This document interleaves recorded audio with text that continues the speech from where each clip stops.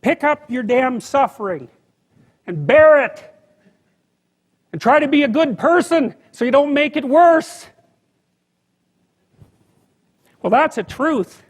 You know, I read a lot about the terrible things that people have done to each other. You just cannot even imagine it. It's so awful. So you don't want to be someone like that.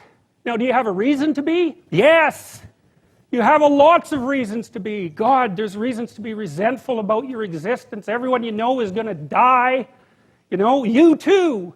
And there's going to be a fair bit of pain along the way, and lots of it's going to be unfair. It's like, yeah, no wonder you're resentful. It's like, act it out and see what happens. You make everything you're complaining about infinitely worse. There's this idea that hell is a bottomless pit, and that's because no matter how bad it is, some stupid son of a bitch like you could figure out a way to make it a lot worse. So you think, well, what do you do about that? Well, you accept it. That's what life is like. It's suffering. That's what the religious people have always said. Life is suffering. Yes. Well, who wants to admit that? Well, just think about it. Well, so what do you do in the face of that suffering? Try to reduce it. Start with yourself. What good are you? Get yourself together for Christ's sake so that when your father dies, you're not whining away in a corner and you can help plan the funeral and you can stand up solidly so that people can rely on you. That's better. Don't be a damn victim. Of course you're a victim. Jesus, obviously. Put yourself together. And then maybe if you put yourself together, you know how to do that. You know what's wrong with you, if you'll admit it. You know there's a few things you could like polish up a little bit, that you might even be able to manage in your insufficient present condition. And so you might shine yourself up a little bit, and then your eyes will be a little more open, then you can shine yourself up a little bit more, and then maybe you could bring your family together instead of having them be the hateful, spiteful, neurotic, infighting batch that you're like doomed to spend Christmas with. So then you fix yourself up a little bit, kind of humbly, because, you know, God, you're a fixer-upper if there ever was one. And then you got to figure out, well, can you figure out how to make peace with your idiot brother? And probably not, because he's just as dumb as you, so how the hell are you going to manage that? And so then maybe you get somewhere that way, and your family's sort of functioning, and you find out, well, that kind of relieved a little bit of suffering, although it reduced the opportunities for spiteful revenge, and that's kind of a pain in the neck. And so then you get your family together a little bit, and you're a little clued in then, at least a bit, because you've done something difficult that's actually difficult. You're a little wiser, and so then maybe you could put a tentative finger out beyond the family and try to change some little thing without wrecking it.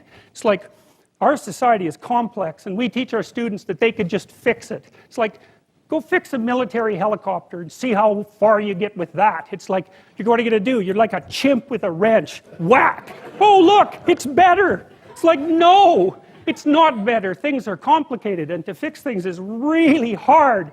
And you have to be like a golden tool to fix things, and you're not. So, and that's the other message of the West. It's like, how do you overcome the suffering of life? And I'm not saying it's only the message of the West. How do you overcome the suffering of life? Is be a better person. That's how you do it. Well, that's hard. It takes responsibility. And I think, you know, if you said to someone, you want to have a meaningful life? Everything you do matters. That's the definition of a meaningful life. But everything you do matters. So you're going to have to carry that with you.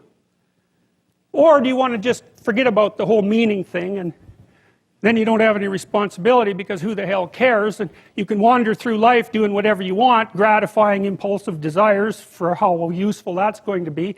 And you're stuck in meaninglessness, but you don't have any responsibility. Which one do you want? Well, ask yourself, which one are you pursuing? And you'll find very rapidly that it isn't the majority of your soul that's pursuing the whole meaning thing, because, well, look what you have to do that. You have to take on the fact that life is suffering. You have to put yourself together in the face of that. Well, that's hard. Need motivation? Watch a top 10 with Believe Nation. Hey, it's Carmichael, and I make these videos because you are probably the most ambitious person in your circle, but you know you're capable of more, and you get that push by surrounding yourself with the best. So today, let's learn from one of the best, Jordan Peterson, and my take on his top 10 rules for success. Enjoy. Rule number 2, stop wasting time. I stopped wasting time. That helped a lot. I stopped drinking. I stopped going to bars. I really didn't spend a lot of time with my friends when I had young kids in particular. I had friends and I saw them, with some degree of regularity, but where I cut corners was more with social life outside my family. So I spent a lot of time with my wife, and I spent a lot of time with my kids, and I spent a lot of time on my career. And so you have to make choices. And I think those were reasonable choices. I'm not displeased with them. Don't abandon your friendships, but you can certainly look at where you're wasting time and just stop doing things that you know to be a waste of time. So, and I did. And so I had enough room for my marriage, and I had enough room for my kids, and I had enough room for my career, and, sort of a multidimensional career. And it was always a challenge to me too, to see how efficient I could get. And you could also, and I've really recommended this for relatively higher income, dual income couples who are trying to pursue dual careers, kids, and a marriage. You can outsource, hire a cleaning lady if you can afford it. Buy restaurant food if you can afford it, etc. You can outsource. You can have someone do your laundry, and then you can concentrate on your marriage and your kids. I know that is only an avenue available to people who have relatively high incomes, but people who have dual incomes have relatively high incomes. And so outsource what's unnecessary so that you can concentrate on what's necessary. I mean, I didn't do that when I was beginning my career, because when I lived in the United States, when I was in my late 20s and starting my family, we had one income. You'd think a Harvard beginning professor makes a lot of money, and I suppose that's true in some absolute sense, but relatively speaking, we didn't have enough money to buy magazines. We all our money went for housing cost and the basic necessities of living. I had a car that was 20 years old. 25 years old, I think. It was old. It was a bloody thing. The doors fell apart on the person I sold it to, like 6 months down the road. They knew it was a wreck at that point, but we drove that thing right into the ground. So I know that's not necessarily possible for everyone at the beginning of their career, but if you have two incomes, you can manage it. I concentrated on my marriage and making time for it. I concentrated on spending time with my kids consciously, and I concentrated on developing my career. Those were the three elements of my life. And I had some time left over for creative pursuits and for friends, but most of it was a matter of getting rid of time wastes of any sort, and I just pushed that out of my life, day after day until I wasn't wasting any time, or virtually no time. And, I've asked my undergraduates frequently how much time they waste per day, and the general estimates are like 6 to 8 hours of time they regard themselves as wasting. Like, that's a whole career right there, right?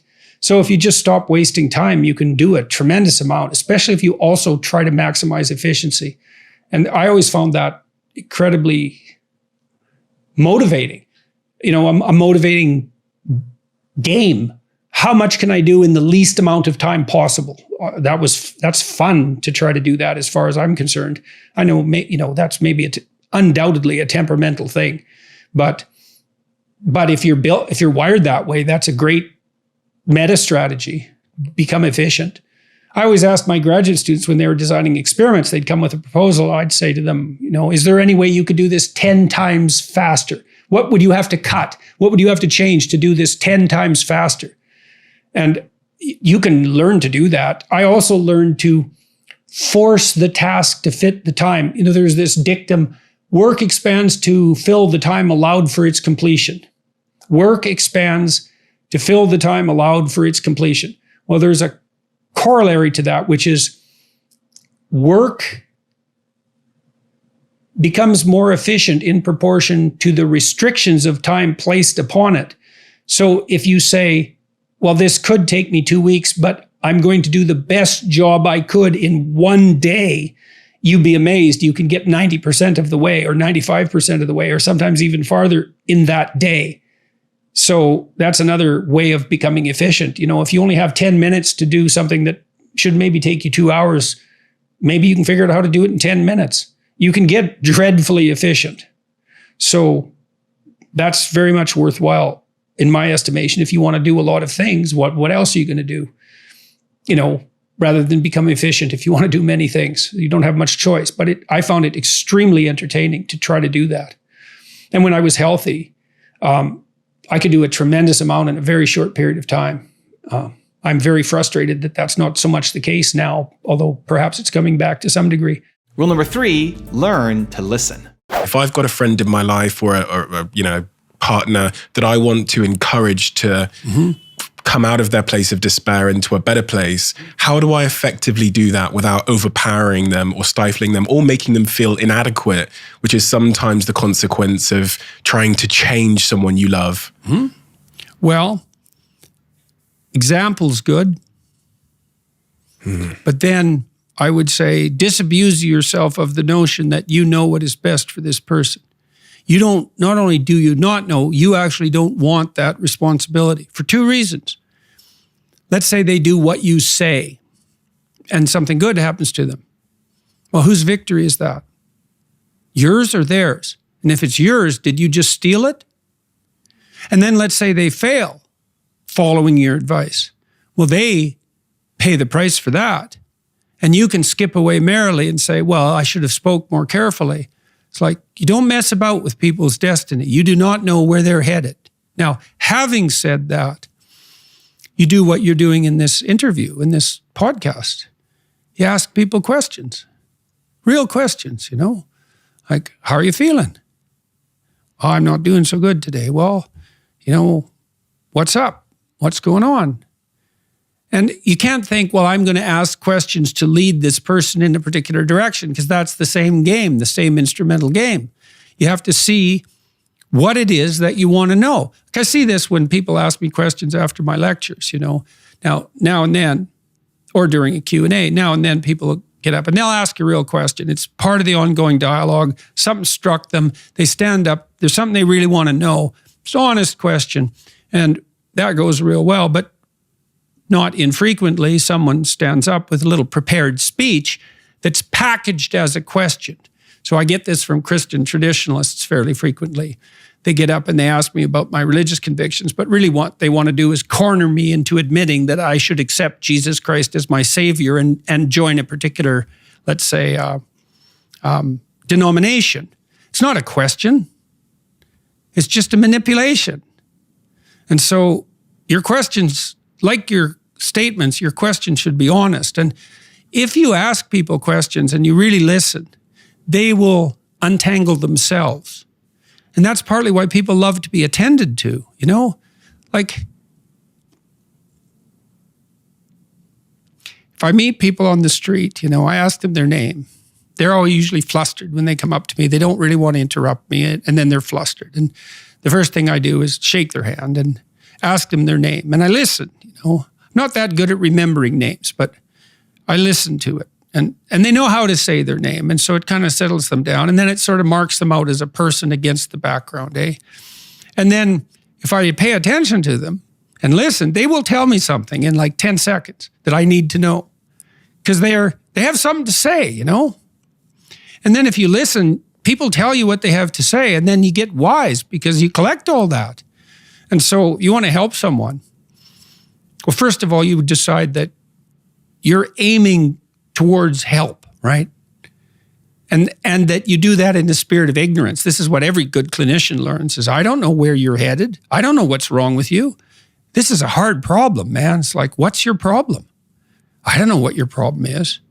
So let's find that out first. And then let's find out one thing you can ask people. This is actually useful in an argument with someone you love. They're upset with you. What are your preconditions for satisfaction? Now, I wouldn't state it like that. It's like, if I could give you what you wanted right now in the context of this argument, and I wasn't doing it in a manipulative way, what is it that I would have to say or do that would in principle satisfy you? And that's a hard question, And the person might say, well, I think you should apologize about this. And then I will say, what words should I use? And they'll say, well, if you loved me, you'd know. And I would say, no, I'm stupid and ignorant, and I don't know what the right words are to satisfy you. So why don't you give me a hand with that, and I'll utter them inelegantly and awkwardly in a good faith demonstration of my commitment to peace. And that won't be so good because maybe it would have been better if I came up with it myself, but maybe next time I can do slightly better. And that works. It requires the person who's after you to think through the question even of whether there's anything that could be said or done that would satisfy them. And if the answer to that is no, well, probably the relationship is over. But certainly the person that they're accusing has been put in an absolutely impossible position. But usually, almost inevitably, if the person meditates on it for a bit, there is something that would satisfy them that can be negotiated, as long as they're willing to give you the opportunity to do it, stupidly and badly. So, listening, man. Jimmy Carr, I talked to Jimmy Carr 2 weeks ago, the famous comedian. Yeah, it was real interesting. He said comedy is the most dialogical of the entertainment forms. And I thought, well, what do you mean by that? Because you're just, it's a monologue, right? Now, I do monologues, but I pay attention to the audience, right? I'm always talking to individual people in the audience and watching their reactions and listening to the audience as a whole. So even though it's a lecture, let's say, or a talk, I'm watching the audience and responding. So we're in a kind of dance. Well, Carr pointed out that comedians, before they hit the road, and this is virtually invariably the case, they have their new routines. So their corpus of potentially funny jokes. And then they do 200 shows in front of small audiences. And the audience either laughs or doesn't. And if you're listening, you collect all the jokes that people laugh at. If you do that 200 times, you have nothing but hilarious material. But you listened. And then you can go out on the road. And that was very interesting to me because humor is a mysterious phenomenon, experientially and conceptually. And it's sort of precognitive and instinctual, but it's also extremely sophisticated. And there's an element of transcendence about it, right? Because you can laugh at yourself. And that's in some sense the highest form of humor. And so it's so interesting that we can criticize and elevate ourselves at the same time, and that we find that intensely pleasurable. And so a good comedian collects ways to do that, shares them with the audience, and he's listening. And so if you want to help someone, the best way to help someone is not to give them advice, but to listen to them. Rule number 4, live a meaningful life. Life has proximal meanings, right? There's the meaning that you experience when you're engaged in a piece of art, or when you're reading, or when you're engrossed in a movie or in a conversation. There's the meaning that emerges within your relationships with people that you cherish or are enthusiastic with. There's meanings of security and predictability.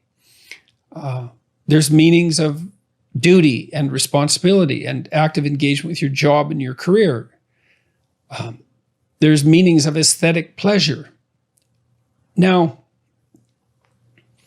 all of those have their value, and each of them has their place. And maybe there's a hierarchy of value there as well, so that some of those meanings are deeper than others. And then you might say, well, what characterized the deepest of all meanings? And it would be something like relationship with the transcendent, and that would establish a relationship between you and what's always been conceptualized as God, which is generally supposed to be something ineffable, right? It's not definable, but you might think about it as the central animating spirit of the age, or the value around which all other values are organized, or the wisdom of the ages, or the creative spirit that possesses you when you're inspired, or what grips you with enthusiasm at a sports event or at a musical event, all of those things. And we need a relationship with that.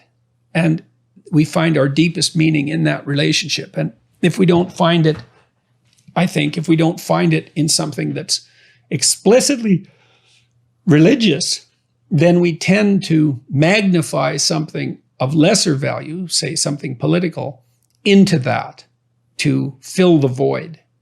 So yes, life has proximal meanings without God, without eternity, but at the ultimate level, something's lacking.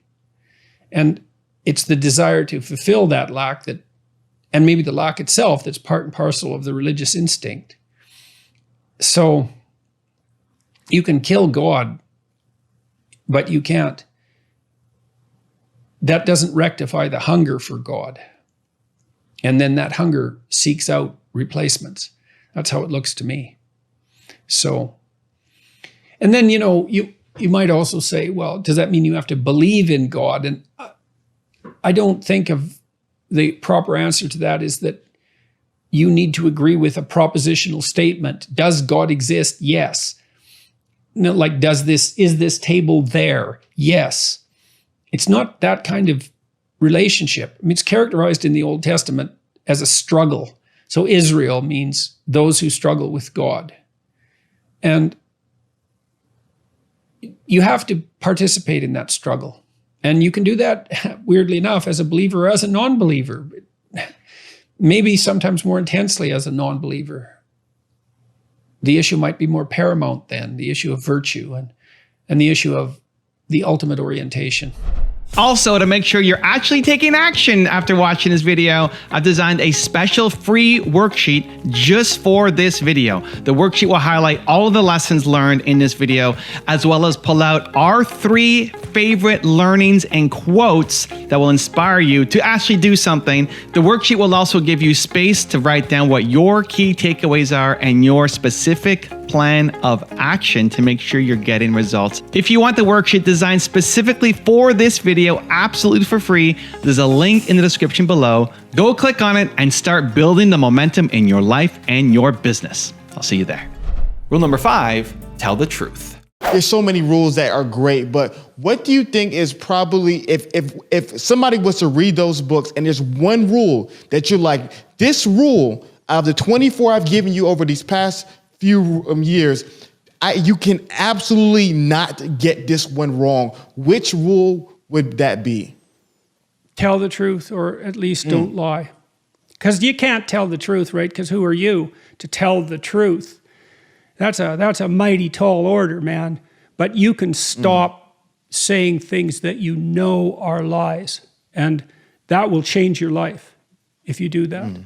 And it's crucial. Why would it change their life? Well, how can you adapt to reality when you falsify it? And you think, well, I'm just lying to other people. No, you're not. You can't just lie to other people, because what you say becomes you, especially if you practice it, because we build ourselves out of words. And that can be lies in action too. It's like, don't say things you know to be false. That's a good start, man. And it aligns yourself with the truth. And how can that be a bad idea? Imagine that what is true reflects reality, which is sort of the definition of true. How can failing to align yourself with reality work? How is that possibly going to work? Well, you say, well, I can, if I lie, I get away with something. It's like, no, you don't. I tell you, I swear this is true. In all of my clinical practice, I have never, ever seen anyone ever get away with anything even once. You think the chickens won't come home to roost. It's like, all that means is you're too stupid to see what your lies caused, or too blind or too self-deceptive. You just don't see it. And so you don't get away with anything, nothing. It's terrifying to actually understand that. It's terrifying. What if you can't get away with anything, ever? Well, that's the judgmental God, fundamentally. That's a very old idea, and it's an old idea for a reason. And of course you can't get away with anything, because imagine that you took a flexible plastic comb, and you bent it backwards, and you say, well, I got away with that. It's like, well, what's going to happen when you let go? It's going to snap back and hit you in the face, and that's life, man. You warp the structure of reality. You think you are someone who can warp the structure of reality with your words and get away with it? Really? No, man, that should terrify you right to the core of your soul. you're not God. Rule number 6, change your perception. Your perceptual structures are determined by the goals that you have at hand. I mean, some of that's not completely true, because your perceptual systems also have limitations, right? There's things you can't see or hear even if you need to. So there are limitations built in, but within that set of limitations, you're still trying to tune your perceptions to your motivated goals. And that's also very useful to think about when you're trying to understand artificial intelligence, because for human beings, without goals, there's no perception. Because there's no filtering mechanism that you can use to determine the level of resolution at which you perceive. Anyway, so there's a thing made of smaller things which are made out of smaller things. And it's kind of my iconic representation of the complexity of the world. And then you could think, well, what is this? How can you see this object? And I think if you just look at it, you can detect, it's like a Necker cube, you know, those cubes that are line drawings that you can see the front of, and then it'll flip to the back. Have you seen those? So this is kind of Necker cube-like, or at least it is for me, in that when I look at it, my perceptions play around with it. Sometimes I focus on the kind of cross-like shape in the middle, and sometimes I can see these other lines, and then sometimes I'll focus on that square, and sometimes I can see the little dots there, or maybe one dot, and my perceptions are going like this, trying to fit a pattern to it. And you can kind of detect that when you're watching it. And so I would say, well, you have the options of perceiving this in its full complexity, or you can simplify it. Essentially, there's lots of ways you can simplify it, but some of them are laid out there.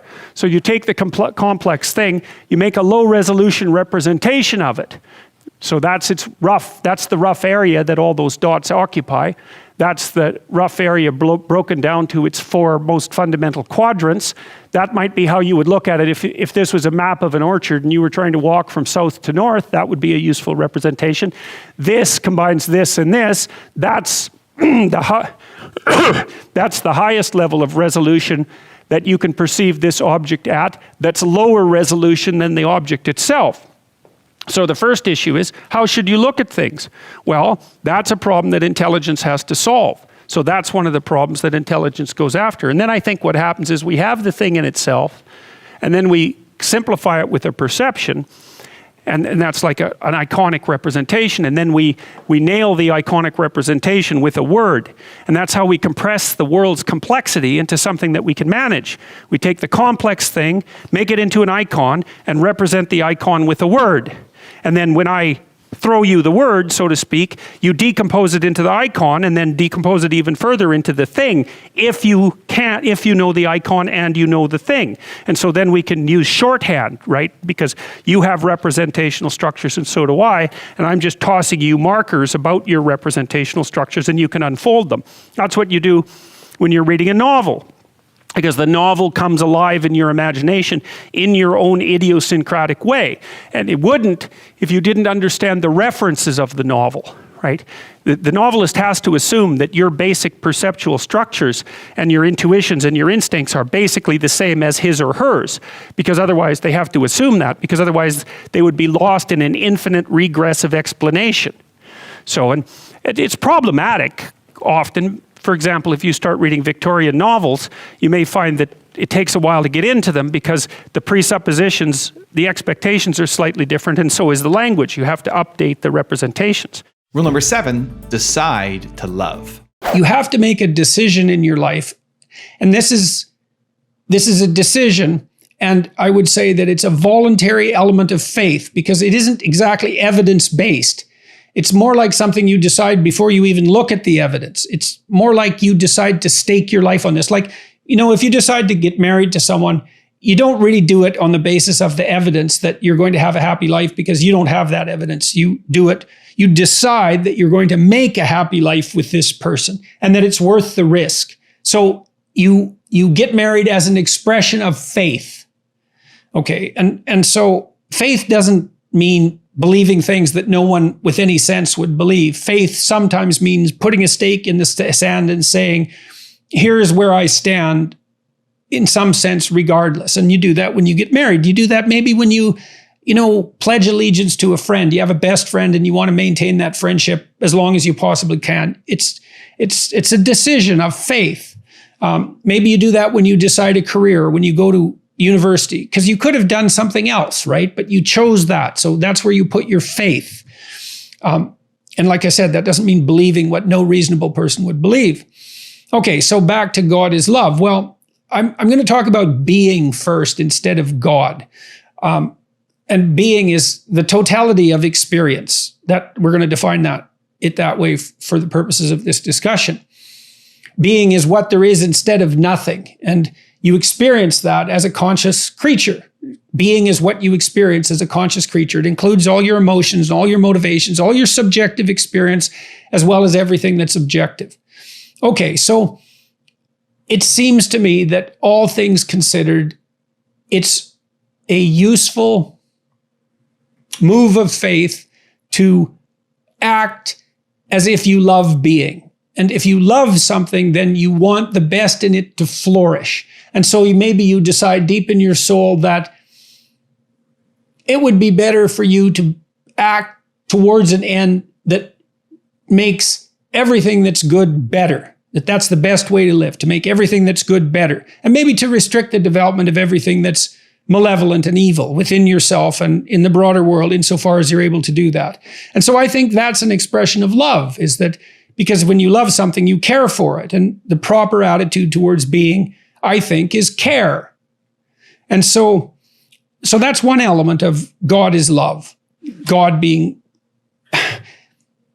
analogous in some way to being. Now, we could look at God more classically as the creator of being. If you assume being is good, well, it's not much of a leap to assume the creator of being is good. And maybe you adopt an attitude towards the creator of being, and that's also love. And you open your heart to existence. And maybe that's the most effective means of having existence open its heart to you. So, for example, if you love other people, you want the best for them, you want the best in you to serve the best in them. If you love them and you trust them courageously, so you open yourself up to them, I don't think it's unreasonable to assume that that's how you elicit the best from them, the best that can be elicited. You're going to get hurt sometimes and betrayed, but that's going to happen no matter what approach you take. I think that's the most effective approach. And that is perhaps the most effective approach to existence per se, to approach it with love and courage. And so that's how that looks to me. Is it a feeling like loving a person? Yes, I think it is. I think it is a feeling like loving a person. It's the generalization of that care that you would have for a child, your brother, your sister, a family member. It's the generalization of that to the broader domain of existence, to broader domains of existence. And I think that's a skill in some sense, right? I mean, if you're good at loving and caring for your family, but you can expand that outward so that more people are brought under that umbrella, then, well, assuming you can manage that, it's very difficult. It seems to me that that's laudable. It seems to me that we spontaneously admire and would like to imitate people who are capable of that. And so you see that when you have a job or you encounter a boss who takes you under his or her wing and helps develop you, or you find a teacher who's particularly inspiring, or you work for an entrepreneur who's inspiring and who also opens doors for you. They're acting with love, as far as I'm concerned. They want the best in them to serve the best in you. And that's very, very motivating for everyone. And that's the proper basis of our social relationships, not power, for God's sake. So, can love balance out the crushing responsibility? That's a sophisticated question. I don't know the answer to that.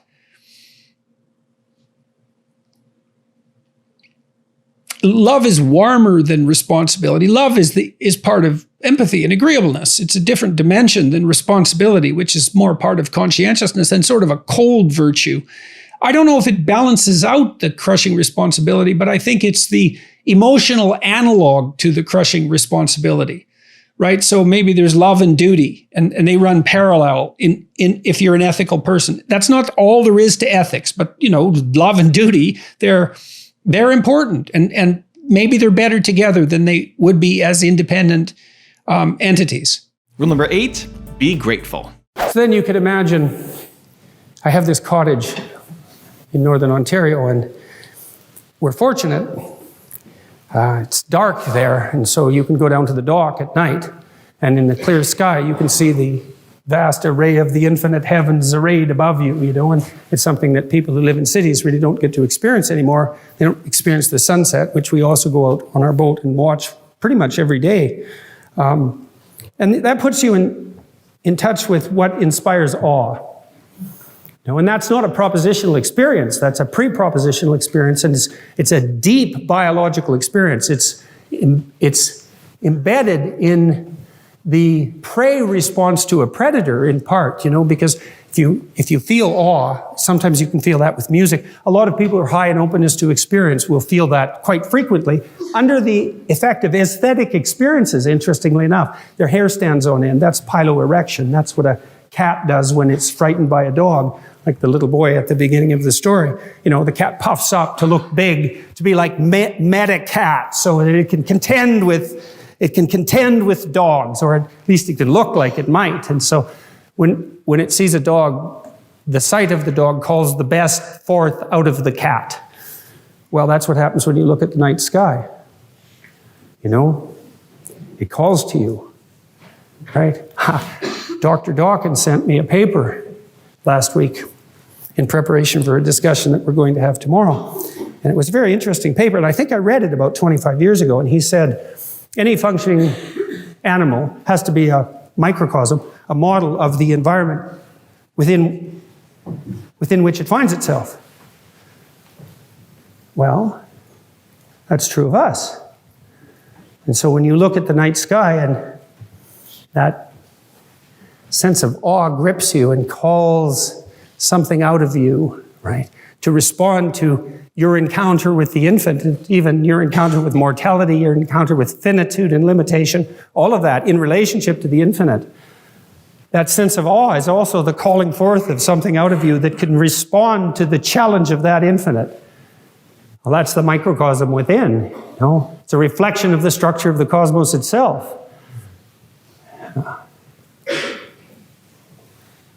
That's the divine ideal. And we either imitate that, or we fail to imitate that, or we pursue the opposite path. Those are the options, And it's given our technological power and our capacity for wholesale atrocity, it's time we woke up and realized it. Rule number 9, overcome self-deception. What's the most effective way of overcoming self-deception? The problem of self-deception is extremely thorny, and it's tangled up with the issue of ignorance as well, right? How do you know when you just don't know something? And how do you know when you're being willfully blind? And how do you know when you're outright lying? All of those things are, especially to yourself, all of those things are very complicated. And so, to some degree, the answer is, well, you have to develop a philosophy of life that's detailed, that contains within it an assessment of your thoughts about the relationship between truth and deceit.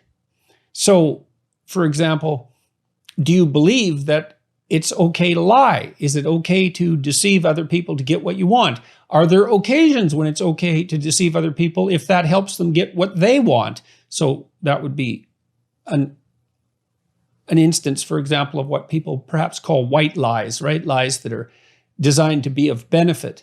Are they appropriate?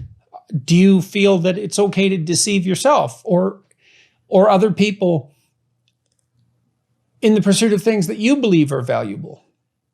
And none of those are trivial questions, and they can't be answered with trivial answers. So to some degree, you need a moral philosophy that privileges the truth above all else if you wish to cease engaging in self-deception.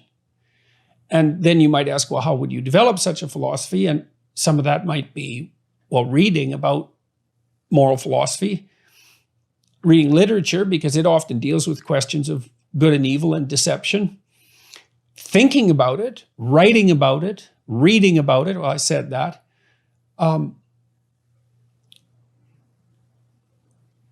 And also contemplating how central an issue this is for your life. How important is this? And why is it important if it's important? Have you lied and got into trouble? Do you believe that you can lie and get away with it?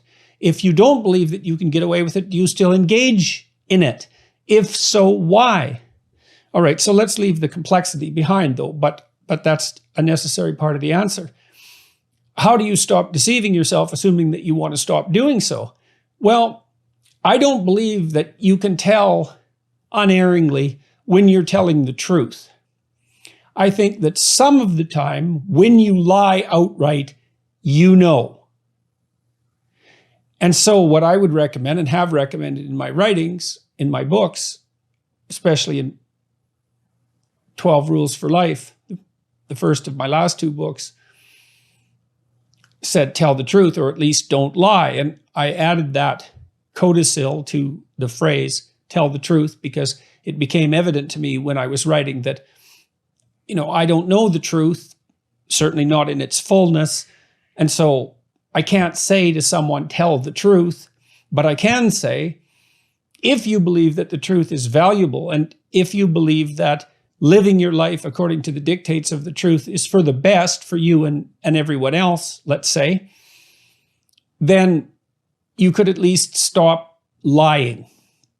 And then I would say that as you pay attention to what you say, so that you're attending to your deceptive statements and trying to stop making them.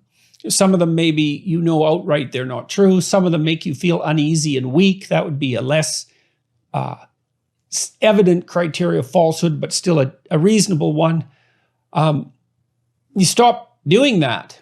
And then your eye for such things, or your ear for such things, or your embodied capacity to evaluate such things develops, just as everything develops with practice. And your intent, which is to maintain truth in your speech, becomes sharper and more focused across time. And perhaps you get, as you eliminate the obvious untruths, you get better and better at detecting the more subtle untruths, and better and better at avoiding being entangled with those as well.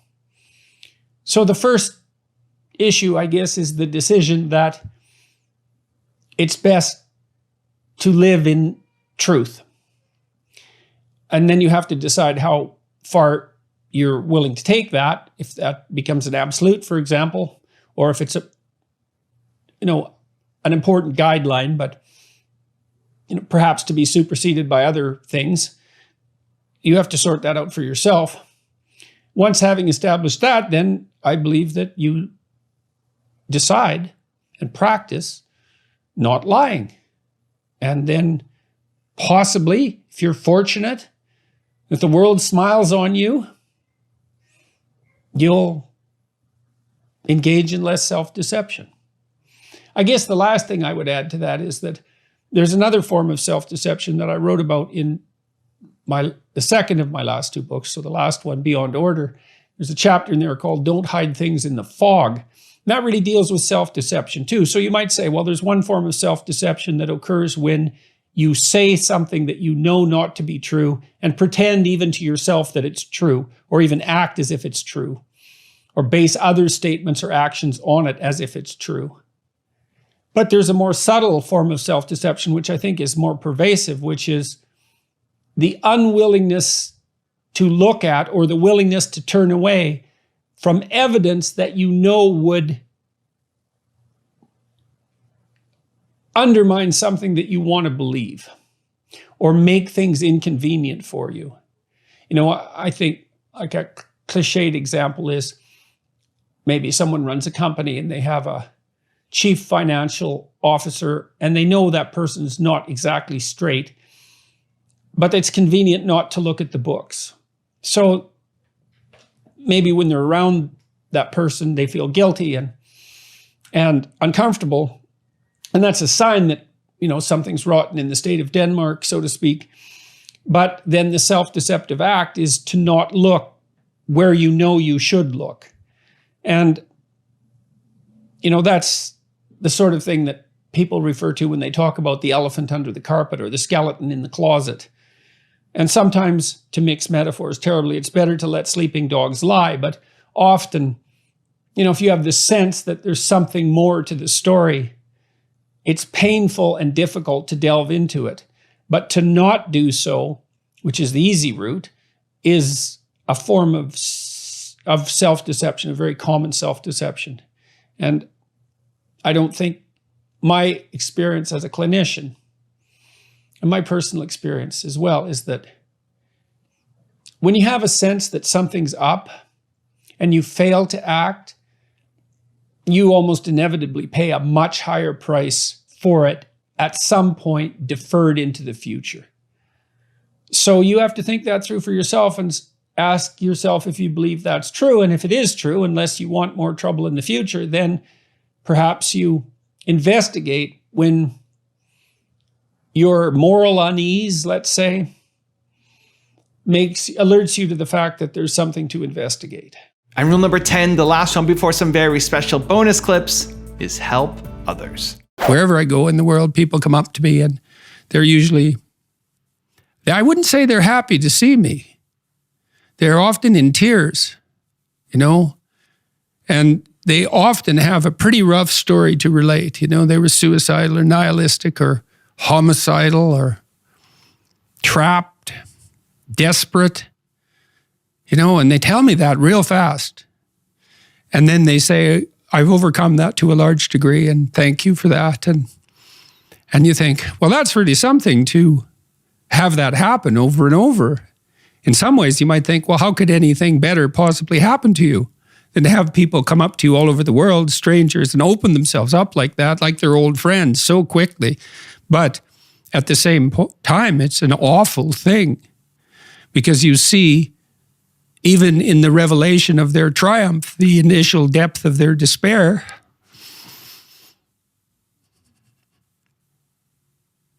So I wouldn't change that, but it's not nothing. And it's certainly not just happiness. It's better than happiness, but it's almost unbearable. If you don't have a goal, a transcendent goal, say, something that's beyond you, then you don't have any positive emotion. And that's not good because you have plenty of negative emotion.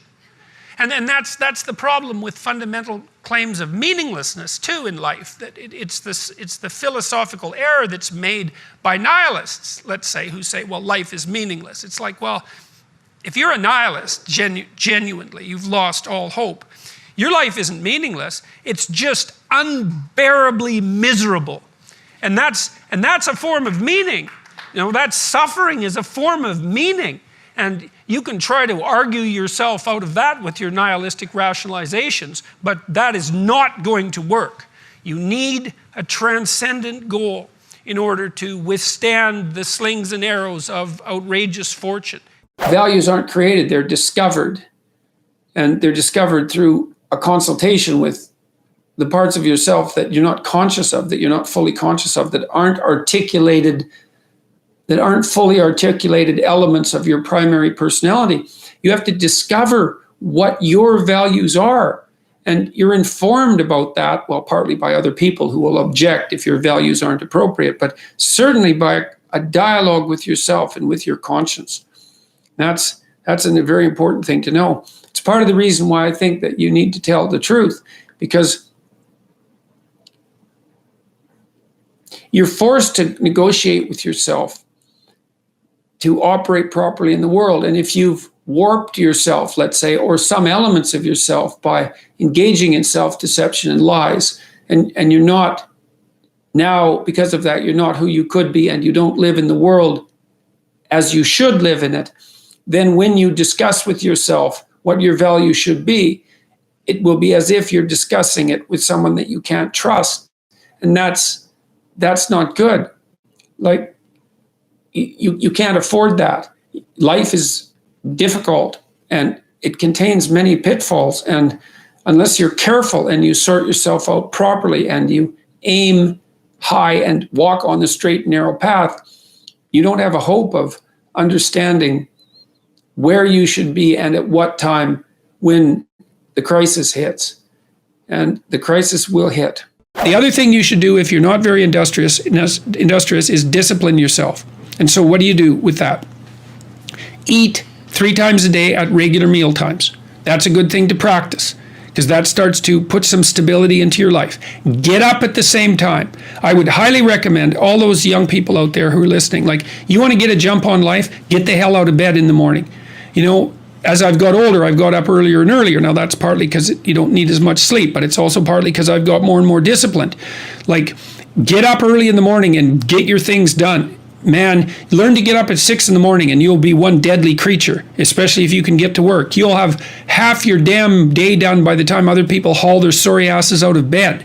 And so that's a massive, massive advantage. Look, Warren Farrell, not the comedian, Warren Farrell, the author, he outlined data in Why Men Earn More, which is a book I would recommend, by the way, showing that if you work 13% longer hours, you make 40% more money.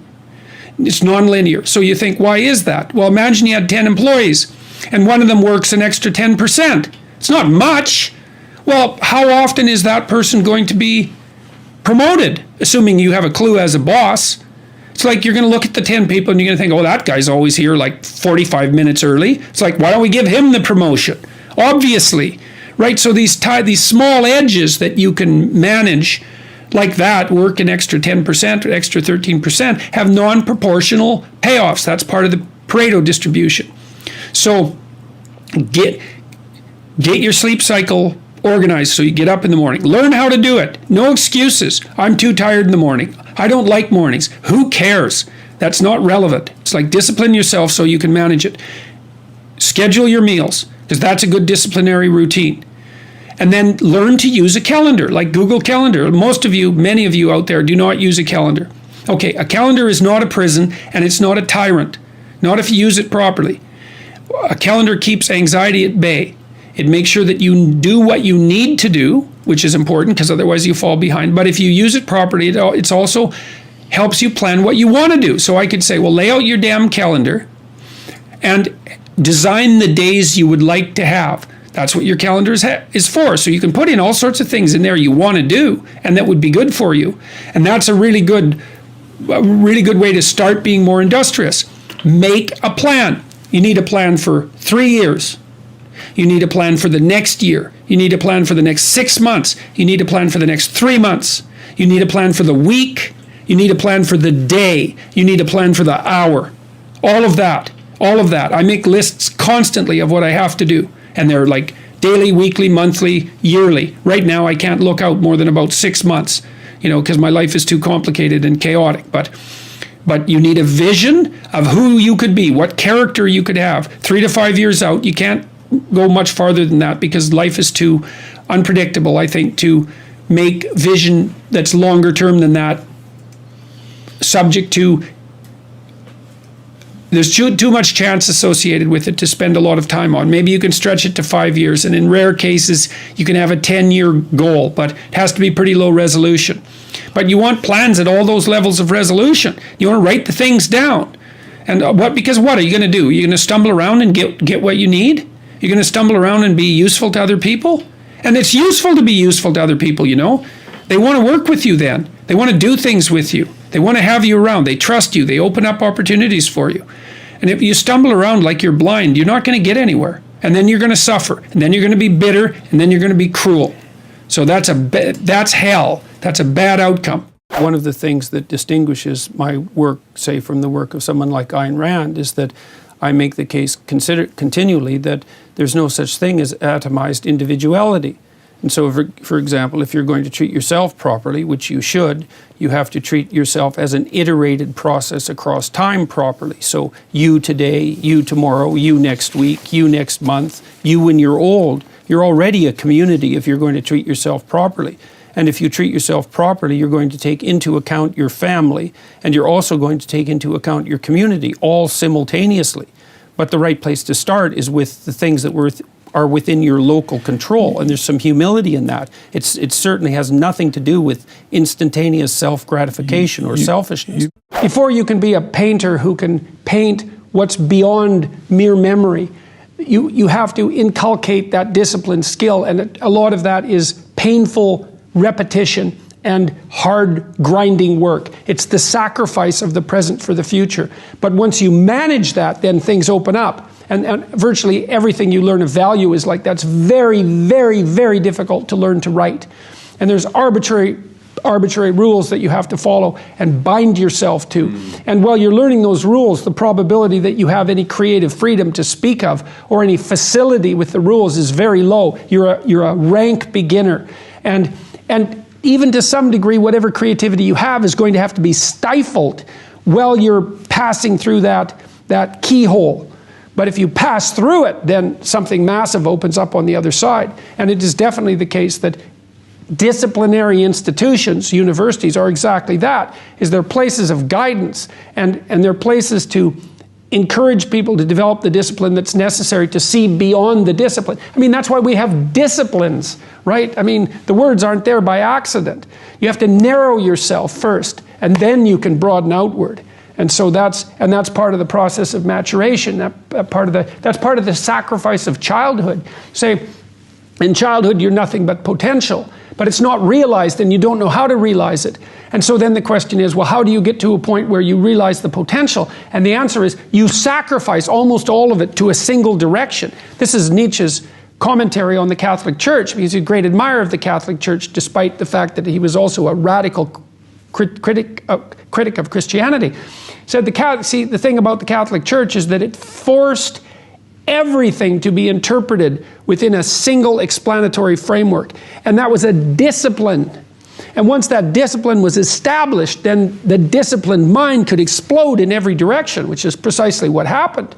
And so, and that's the thing about growing up, is that when you're a teenager and a young adult, you have to sacrifice everything you could have been as a child to be the one thing that you're aiming at. But then that opens up, and the universities are part and parcel of that process. And you need the guidance, because the library is too large to wander through it unaided. If you really want to solve a complicated problem, maybe you try to solve it 100 ways, and then you take the best solution. Got it. And look, this happens to entrepreneurs all the time too. You know, like most entrepreneurs, this is something to know, well, most entrepreneurs, most creative people fail at producing their creative product and monetizing it, right? So your default position, if you're a creative person, is you're going to fail.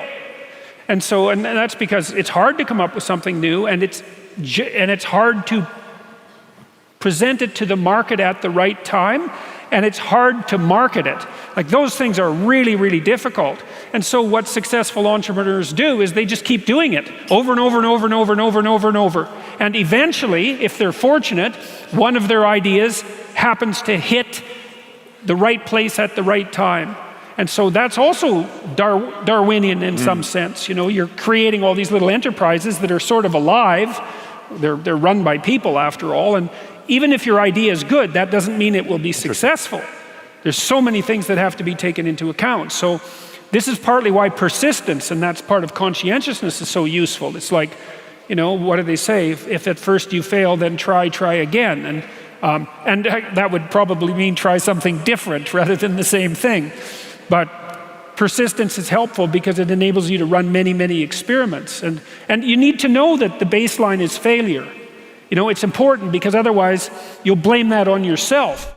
In any case, people do waste a lot of time, and they also act counterproductively a lot of the time.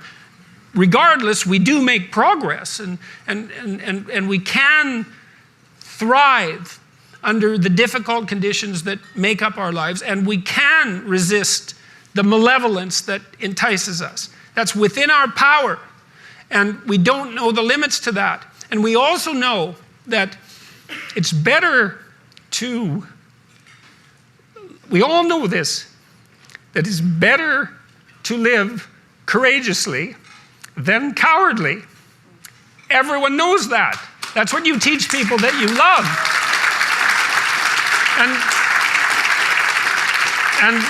And we know that it's better to live truthfully than in deceit. And you can tell that too, because that's also what you tell people that you love. And we know that you should pick up your damn responsibility and move forward. Everyone knows that. It's part of our intrinsic moral nature. And that nature is there. And it's not difficult to communicate to people about this. Like, everyone knows that you wake up at 3 a.m. when you've let your life go off the rails, and that you berate yourself for your uselessness and your cruelty and your failure to take the opportunities that are in front of you. And if you were the master in your own house, in some sense, the captain of your own destiny, if there was no intrinsic nature, well, that would never happen. You'd just let yourself off the hook. There'd be no voice of conscience tormenting you. But no one escapes from that. And what that indicates, to me, is that, at least psychologically, we live in a universe that's characterized by a moral dimension, and we understand that well, and that moral failings have consequences, and that they're not trivial. They destroy you. They destroy your family. They destroy your community. And you can tell people that, and they listen because they know. They don't know they know. That's the thing, and maybe that's the thing about being an intellectual. You have the opportunity to articulate ideas that other people know, they embody, but they can't articulate. And that's what people tell me. They say, well, you help me give words to things that I always knew to be true but couldn't say. Or they say, I've been trying to put some of your precepts into practice. Responsibility being a main one, vision another, honesty, I suppose, bringing up the pack and saying, and this is the fun part of doing all of this. Fun is a weak word. That it's the remarkable part of doing all this. I mean, I have people tell me constantly wherever I go. It's so delightful that, they were in a pretty dark place, and they tell me why. And there's plenty of dark places in the world, and they decided, well, maybe they were going to develop a bit of a vision and take a bit more responsibility and start telling the truth and putting some effort into something. And they come up and they say, well, you can't believe how much better things are. Silicon Valley tends to be liberal. Everyone knows that. And the reason for that is that there's a tremendous number of entrepreneurs there. And entrepreneurs tend to be high in openness and lower in conscientiousness. So they're creative, but they're also willing to break rules, which you kind of have to do often. Hopefully not to a criminal extent, but you have to, it's tricky when you're trying to establish something new, because look at a company like Uber, they had to bend the rules to be successful. And those companies that have rented those scooters out and put them on the streets everywhere, they just kind of went ahead and did it. It's not something an orderly person would do, because they'd ask for permission, whereas the people who started these scooter rental companies just said, well, what'll happen if we put them everywhere? And the answer was, that seemed to work. But, you have to have a rule-breaking proclivity in order to manage that. Take a bit of a look at yourself and think about what's not so good that you could improve, that you should improve by your own standards, and that you would improve, and set yourself a little goal. Maybe you're not studying at all at your university. Or maybe you're at work and you've got this stack of paper there, and you haven't looked at that damn stack for like a month, and you know that you should be, and you're bothering yourself at night because you're avoiding that. It's like, maybe think, well, I've avoided that stack of paper completely for 1 month. I'm quite a coward when it comes to whatever snakes might be hidden in that stack of paper. How about tomorrow I just put that stack of paper in front of me on my desk, and I glance through it for 15 seconds. See if I can do that. It's like, well, you set yourself a goal of improvement. It's a humble goal, because really, are you such a coward that the best that you can bloody well manage after a month of avoidance is 15 seconds of exposure to a stack of paper? It could easily be. You've been avoiding it, so you're obviously afraid of it. And so the situation could be that dismal and dire. And you might think, well, geez, it's no balm to my ego. It's not fostering the strength of my ego to recognize in myself someone who could only withstand 15 seconds of exposure to that thing I'm afraid of. And so that's a form of humility too. It's like, there's things you could do to improve, and you know what they are. And there's small steps that you could take, that you might take, that would put you in that direction. And then the question is, are you big enough to take those small steps? Are you capable of grappling with the fact that you're fundamentally flawed to the point where you have to break things down into almost childlike steps in order to manage them? And the answer to that is, yeah, you are. And that's the lot of, I don't know if it's a lot of everyone. Most people have things they avoid, and they're afraid of. So I would say to some degree, it's the lot of everyone. People vary in the degree to which they've conquered that. And you do meet people from time to time who are extraordinarily disciplined. But most of the time, they've got disciplined in exactly this manner. It's through slow incremental improvement. And then you challenge yourself. It's like, well, could I do this? That would be better. And then you find out. And then you think, well, is there something slightly larger and more challenging that I could do that would be better? And you try it and you find out. And as you try it and you find out, generally you get better at it and you can take on larger and larger challenges. I would say for the last 45 years, we've told psychologists have been certainly to blame for this, at least in part. You're okay the way you are. That's what we tell young people. Oh, you're okay the way you are. It's like, and there's nothing worse than you can tell someone who's young than that, especially if they're miserable, and lots of them, well, if they're miserable and aimless, it's like, oh, I'm miserable and aimless, and sometimes I'm suicidal and I'm nihilistic and I don't have any direction in your life. In my life. It's like, well, you're okay the way you are. And it's like, they don't want to hear that. They want to hear, look, you're, and this, you're useless. You know nothing. You haven't got started. You've got 60 years to put yourself together, and God only knows what you could become. And that message is so much more, it's so funny because it's such an attack, but it's so positive.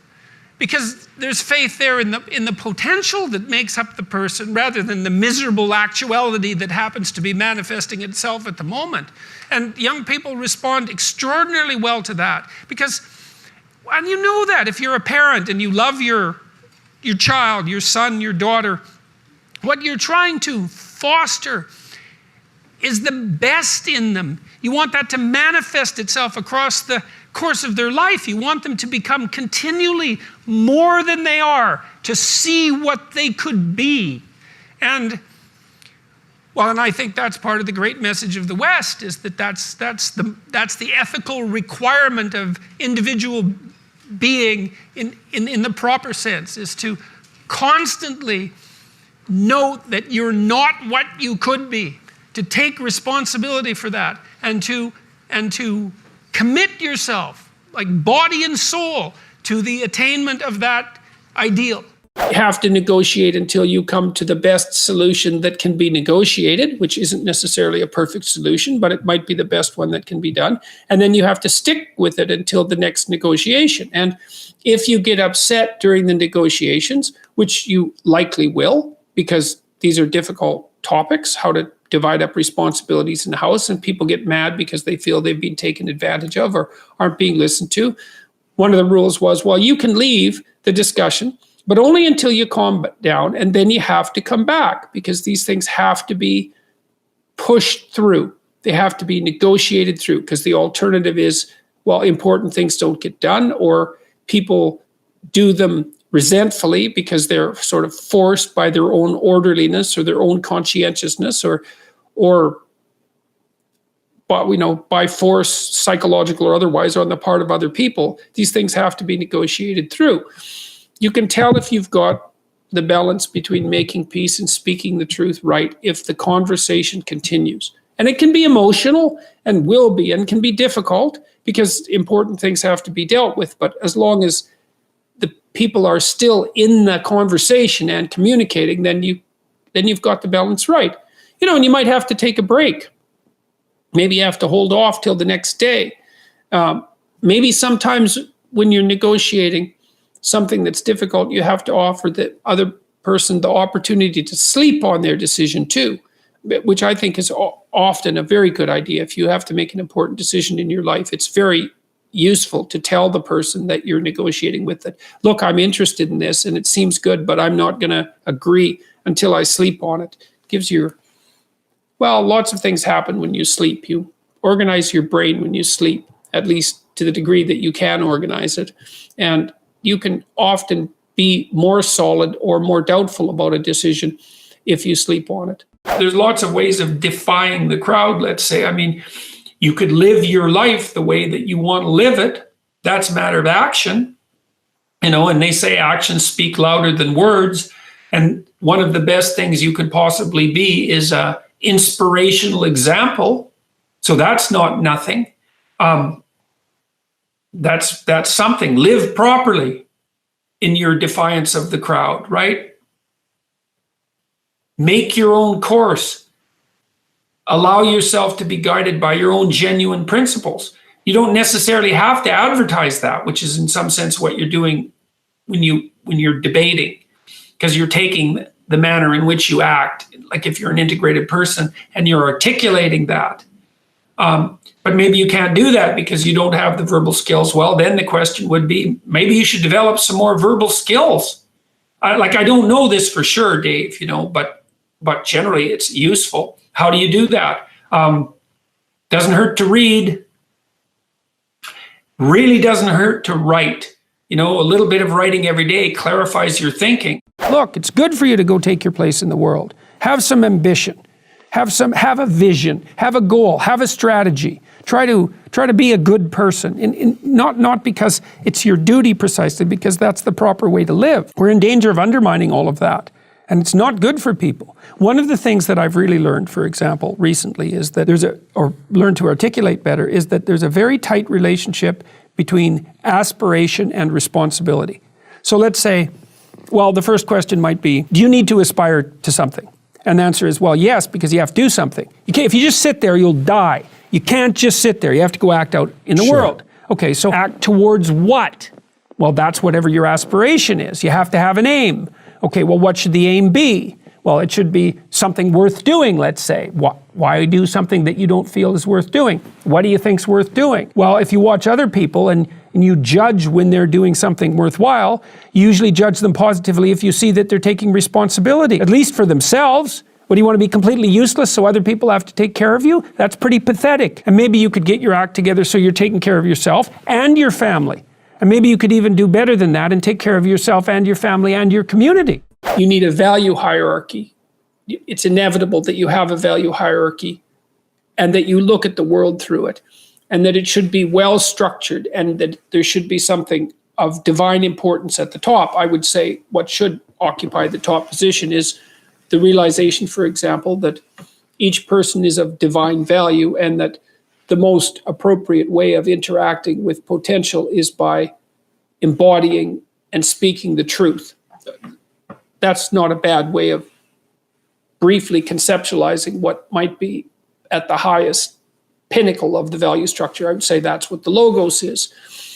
And so the soul is what manifests itself in the choice between different pathways, in the choice between different ways of transforming the potential of the future into the actuality of the present. And it does that by making ethical decisions, by choosing between good and evil at each choice point. And to the degree that it chooses good, then it takes the raw potential of the future and it transforms it into the being of the present that is good. And to the degree that it does that in a manner that's evil and contaminated by malevolence and hatred and vengefulness, then it takes a pathway that corrupts the world and makes things worse. And it's the soul that's doing that, and it's the soul that's responsible for that. And it's also that active part of the soul that's shaping the deeper soul in some sense, which would be something like the cumulative consequence of all those choices, something akin to what people more classically have referred to as character. Your life doesn't have meaning without aspiration or an aim. Okay, so you need a hierarchy of values. There's got to be something at the top. It's got to be something important. If you don't have that, your life doesn't have any meaning. So if you criticize the hierarchy, or even the idea of hierarchy, you destroy the idea of aspiration, and then people have nothing. Well, that's not helpful. People are built for a struggle and they're built for a weight, and you want to take on a heavy burden voluntarily. See if you can put yourself together. See what you can do out in the world while you're waiting to die. It's an all-in game. It better be worthwhile. And so there's a tight relationship between responsibility and aspiration and hierarchy. And when you criticize those things, you get rid of the aspiration. Pick something. Pick something. Aim at it. As you move toward it, you'll get wiser. Then maybe your aim will change. That's okay. But at least it'll change in an informed way. It's like discipline yourself in one dimension. See what happens. Well, that's exciting. And I think that's something that's open for everyone. You can do that. I shouldn't say that because I don't believe that. I think you can find yourself in a situation that's so dire that there's no escape from it. But that doesn't matter because the hero myth might not be, the best we have might not always work. But it's still the best we have. And the fact that it might not work doesn't mean we should throw it away. It's still the best we have. I mean, everyone dies, and so we fail in some sense. The fact that a symphony ends doesn't mean that it wasn't worth listening to. How do I stop ruminating? These thoughts are recurring and relate to every and any embarrassing moment I have ever had during my lifetime. I'm a 76-year-old woman. Well, here's something you could try. Write down everything that you're ruminating about. I know that seems counterproductive, but ruminations come up accidentally, involuntarily, unconsciously.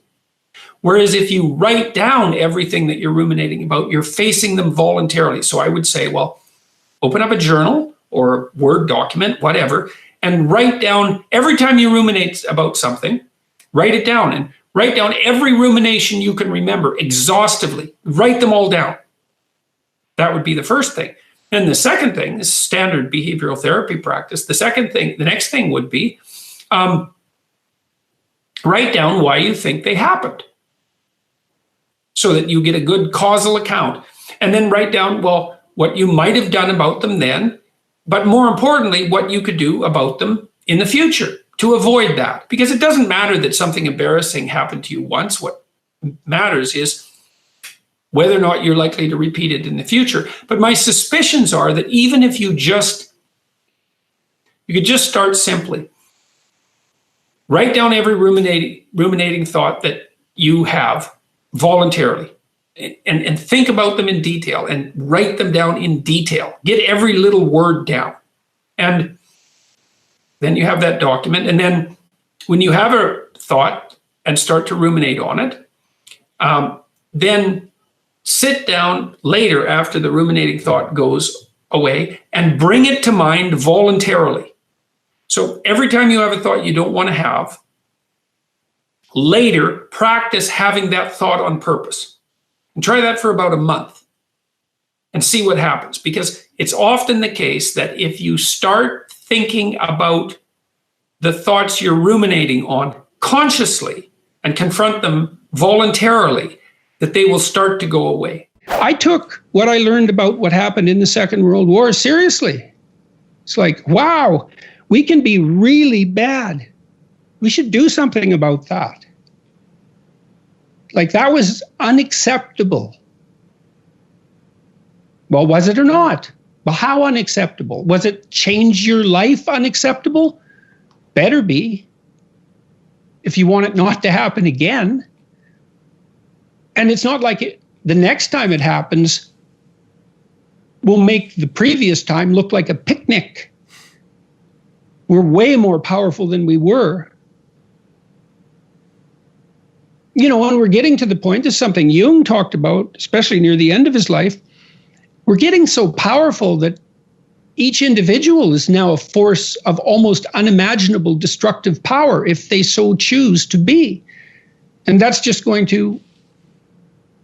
that power is going to continue to increase.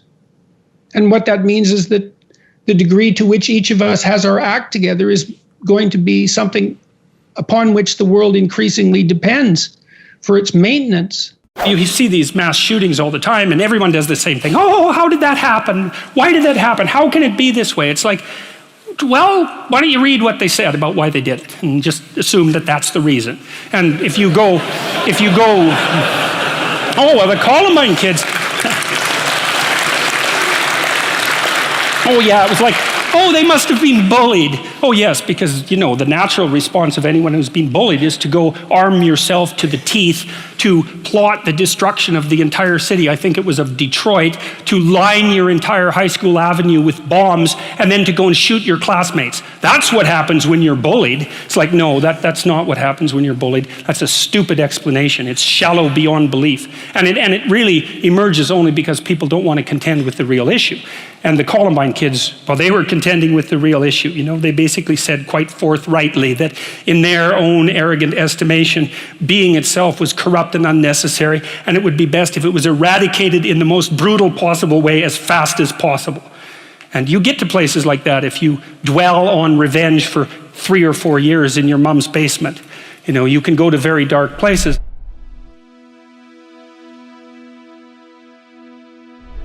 Because you made it this far in a video, I want to celebrate you. Most people start and don't finish. Most people never actually follow through. Most people say they want something, but they don't ever do the work to actually get it. But you are different. You are special. Believe Nation, you made it here all the way to the end, and I love you. So as a special celebration, if you put a hashtag believe down in the comments below on this video, I will showcase you and celebrate you somewhere on the screen in a future video because you are awesome. For 10 more amazing rules from Bruce Lipton, check the video right there next to me. I think you'll love it.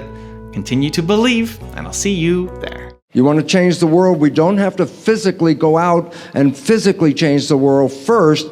First, we have to change our belief about the world, our belief of who we are in the world. We're not victims.